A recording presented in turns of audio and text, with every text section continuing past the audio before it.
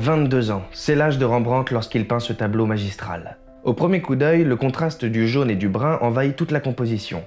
Puis en s'attardant sur les détails, c'est un visage effrayé qui apparaît face à une silhouette presque transparente, au profil immédiatement reconnaissable, celui de Jésus. Au pied du Christ, un homme est agenouillé dans la pénombre. Est-ce lui qui a renversé sa chaise à gauche de la table? Au fond, une femme s'affaire, sans doute l'aubergiste qui prépare un repas. L'histoire qui nous est ici racontée est celle des pèlerins d'Emmaüs. Après Pâques, le tombeau du Christ est retrouvé vide. 2 pèlerins prennent alors la route de Jérusalem vers le village d'Emmaüs. Sans le savoir, ils cheminent et échangent avec le Christ ressuscité. Arrivés à destination, ils l'invitent à partager leur repas. Le Christ prend le pain et le rompt. Selon l'évangile de Luc, alors leurs yeux s'ouvrirent et ils le reconnurent, mais il disparut devant eux.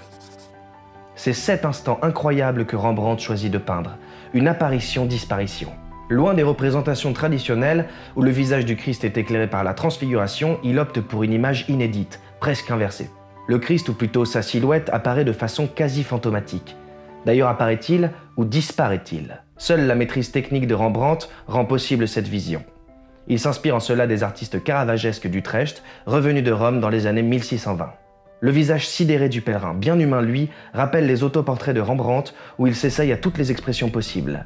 Décidément, cette œuvre de jeunesse résume déjà le génie du maître. Rembrandt figure ici une sorte de miracle, transformer un simple repas en une vision transcendantale.